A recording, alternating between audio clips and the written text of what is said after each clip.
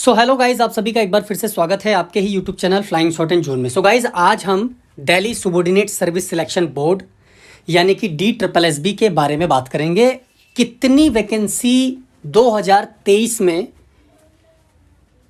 इंतज़ार कर रही है आप लोगों का और कितनी vacancy non teaching as well as the teaching post group A, B, C में आने वाली है, उन सभी के बारे में आज हम इस वीडियो में डिटेल में जानेंगे। सबसे पहली चीज़ देखिए, मैं कोई हवाई तीर या तुक्का नहीं मार रहा हूँ। मैं आपको एक एग्जैक्ट डेट नहीं बता सकता रिक्रूटमेंट कब आने वाली है, लेकिन मैं इतना ज़रूर कहना चाहता हूँ कि फरवरी मंथ यानी कि इस मंथ को छोड़कर फरवरी मंथ से लेकर मार्च, इन 2 से 3 महीने में आपकी रिक्रूटमेंट की जो शुरुआत है वो कभी भी हो सकती है। मैं इतना ज़रूर आपसे कह सकता हूँ।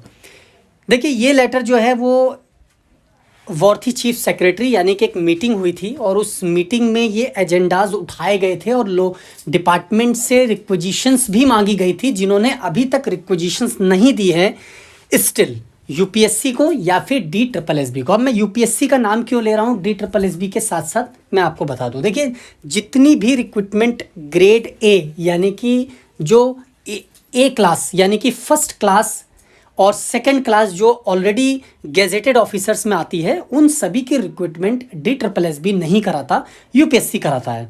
तो इसीलिए दिल्ली गवर्नमेंट के कुछ ऐसे भी पोस्टें हैं जिनका रिक्वेजिशन यूपीएससी को दिया जाता है। ठीक है, तो जितनी भी नॉन गेजेटेड पोस्ट्स हैं वो DSSB कंडक्ट कराता है, हर साल कराता है, जिसमें दास कैडर सबसे पॉपुलर है। दास ग्रेड 4, दास ग्रेड 2, जिसे हम असिस्टेंट सेक्शन ऑफिसर भी कह सकते हैं अलग अलग पोस्टों में, उसमें इंस्पेक्टर भी कह सकते हैं। डिपार्टमेंट वाइज वेरी करता है ये जो पोस्ट की कैटेगरी है। इसके साथ साथ स्टेनो की लाइन में आपकी बहुत सारी पोस्टें हैं। पर्सनल असिस्टेंट है, PA टू सेक्रेटरी राज्य सैनिक बोर्ड, इसके साथ साथ स्टेनोग्राफर, पर्सनल असिस्टेंट दिल्ली जल बोर्ड, ऐसे बहुत सारे वैकेंसीज़ हैं जो कंडक्ट कराता है। लेकिन एक चीज़ मैं आपको ये बता दूं, इसमें मेन जो डिपार्टमेंट है वो आपका सर्विसेज डिपार्टमेंट होता है। यानी कि दिल्ली गवर्नमेंट में तकरीबन 105 से 106 डिपार्टमेंट ऐसे हैं जो सर्विसेज डिपार्टमेंट में काउंट किए जाते हैं। तो मोस्टली जो डिपार्टमेंट का रिक्वेजिशन है वो उन्हीं डिपार्टमेंट के इर्द गिर्द घूमता है, जिसमें हेल्थ डिपार्टमेंट भी आता है, एजुकेशन डिपार्टमेंट भी आता है डायरेक्टरेट ऑफ एजुकेशन के अंडर में। तो ऐसे कई सारे हैं। तो देखिए, इसमें आज हम बात करेंगे आखिर कितनी पोस्टें हैं, क्या हैं, उन पोस्टों का सिनेरियो स्टेटस क्या है, वो सारी चीज़ें। देखिए, सबसे पहली चीज़, DSSB ने कंबाइंड जो रिक्रूटमेंट था जो SSC के तर्ज पर वो शुरू करने जा रहा था, वो शुरू होने से पहले ही ध्वस्त हो गया। आपको ये सारी चीज़ें मैं पहले ही बता चुका हूँ वीडियो में, और वो सारी जो रूल्स और रेगुलेशंस थे वो सब कुछ ख़त्म हो चुके हैं। अब दोबारा से DSSB अपने पुराने पाथ पर आ चुका है। एग्ज़ाम कब से शुरू होंगे, जब से भी शुरू होंगे, ये मान के चलिए एक मिशन मोड चलेगा जैसे SSC आजकल चला रहा है। ठीक है, जब शुरू होगा कब ख़त्म होगा ये आपको पता भी नहीं चलेगा। तो मैं अभी से कह रहा हूँ, आप प्रिपरेशन को कंटिन्यू रखिए। एडवर्टीज़मेंट कभी भी आ सकता है और एग्ज़ाम आपके बैक टू बैक उसके साथ शुरू भी हो जाएंगे जैसे ही एडवर्टीज़मेंट आता है। देखिए, ग्रुप A, ग्रुप B और ग्रुप C, ये 3 कैटेगरीज़ हैं। और जितने भी ग्रुप A है मैं पहले ही आपको बता चुका हूँ, क्लास 1, ये सारी जो रिक्रूटमेंट होती है गेजेटेड ऑफिसर्स की, ये यूपीएससी कराता है। तो 1518 ऐसी पोस्टें थी जो डायरेक्ट रिक्रूट होनी थी, और उनमें से 916 का जो रिक्वेजिशन है, ठीक है, यानी कि हमें एडवर्टीज़मेंट लाना है और ये पोस्टें हैं, ये रिक्वायरमेंट है, यूपीएससी को भेजी जा चुकी है। 602 अभी भी बाकी हैं भेजना। तो इसी के रिगार्डिंग मीटिंग थी कि आप जल्द से जल्द भेजिए, क्योंकि आप लोगों को पहले ही पता है 2 साल अगर कोई पोस्ट नॉन रिक्रूट रह जाती है तो शायद वो डिमोलिश हो जाती है, ऐसा कुछ है। मेरे को इसका पूरा डिटेल्ड में इसकी नॉलेज नहीं है, बट ऐसा ही कुछ होता है।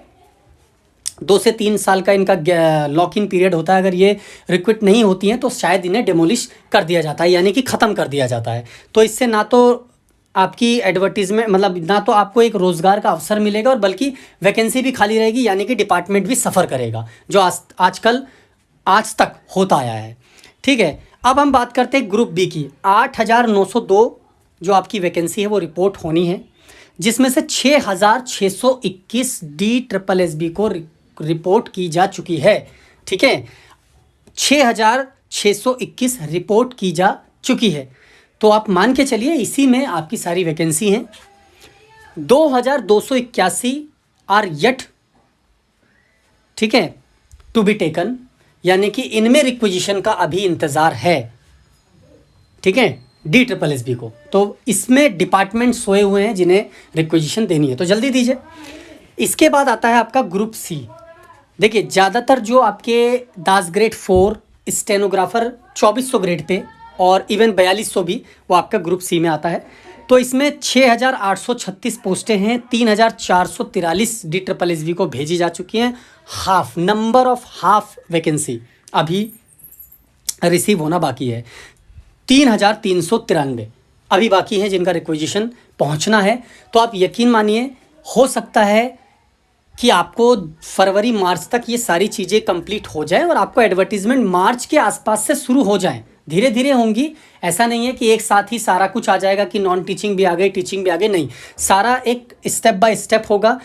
अच्छा, इस वीडियो में पहली चीज़ तो ये थी, टोटल 17,256 वैकेंसीज़ हैं अभी जो फ़िलहाल पेंडिंग है और 6,276 का रिक्विजिशन आना है। 10,980 ऑलरेडी आ चुके हैं, तो हो सकता है 10,980 का ये शुरू भी कर दें, ठीक है। तो धीरे धीरे जैसे जैसे रिक्विजिशन आएगा उस हिसाब से वो कैटेगरी वाइज जो एडवर्टीजमेंट निकाल देंगे। इस वीडियो को मैं समाप्त करने से पहले, यानी कि एंड करने से पहले, मैं आपको एक चीज़ और बता दूँ। दास ग्रेड 2 आई थिंक 2009 की जो रिक्रूटमेंट थी, मुझे पोस्ट कोड याद नहीं आ रहा, दास ग्रेड 2 का जो पोस्ट कोड था उसका जो आपका एडवर्टीज़मेंट था वो कंप्लीट ख़त्म हो गया था, लेकिन कोर्ट में केस जीतने के बाद इसे दोबारा से शुरू किया गया था। और इसका जो OARS अपडेशन है, यानी कि ऑनलाइन आपको इसमें डिटेल्स अपडेट करनी है, ठीक है, आपको फिर से मोबाइल नंबर, आपका ईमेल आईडी, ये सारी डिटेल चेक अपडेट करनी है। तो उसका भी जो इन्फॉर्मेशन है मुझे एग्जैक्ट नहीं पता अभी। फ़िलहाल फरवरी मार्च में मुझे पूरी उम्मीद है कि ये आपको ओपन कर दिया जाएगा, ठीक है। रिक्विजिशन जैसे ही आपकी स्टार्ट होगी, यानी कि रिक्रूटमेंट जैसे ही स्टार्ट होगी, उससे पहले ही आपका ये जो दास कैडर का पेंडिंग जो स्टेटस है 2009 का, ये शुरू कर दिया जाएगा। तो एग्ज़ाम की चिंता मत कीजिए, एग्ज़ाम तो होना ही होना है और आपका अपडेशन भी ज़रूर होगा और आप तक पता चल जाएगा, आपको मैसेज आ जाएगा। अगर नहीं भी आता है तो मैं बैठा हूँ, मैं आपको ज़रूर बताऊँगा, लेकिन एग्ज़ाम ज़रूर होगा, ये मौका दोबारा नहीं मिलेगा। तो मैं बार बार कहता हूँ, चाहे एग्ज़ाम 1 साल बाद कराए DSSB, कराएगा ज़रूर, और आप लोग अपनी मेहनत कर लीजिए, क्योंकि तब और आज में बहुत फ़र्क है। स्टैंडर्ड चेंज होगा, एग्ज़ामिनेशन पैटर्न चेंज होगा। आप सिलेक्ट हो ना हो DSSB को कोई फ़र्क नहीं पड़ता, क्योंकि ऑलरेडी कैंडिडेट्स आ चुके हैं, काम सरकार का चल रहा है। तो आप मान के चलिए स्टैंडर्ड चेंज होगा, 2009 जैसा एग्ज़ाम नहीं रहने वाला। तो प्रिपरेशन आज के हिसाब से कीजिए, मेहनत से कीजिए, आपका ज़रूर हो जाएगा, इतनी मैं गारंटी देता हूँ अगर आप मेहनत से करेंगे तो। और आपको जैसे ही मुझे इस फील्ड में, इस रिलेटेड कोई भी इन्फॉर्मेशन मिलती है, मैं आप लोगों के साथ ज़रूर शेयर करूँगा। सो गाइस, अगर ये वीडियो इन्फॉर्मेशन आपको अच्छी लगी हो तो लाइक और शेयर ज़रूर कर देना। अगर आप चैनल पर नए हैं, चैनल को सब्सक्राइब ज़रूर कर लें।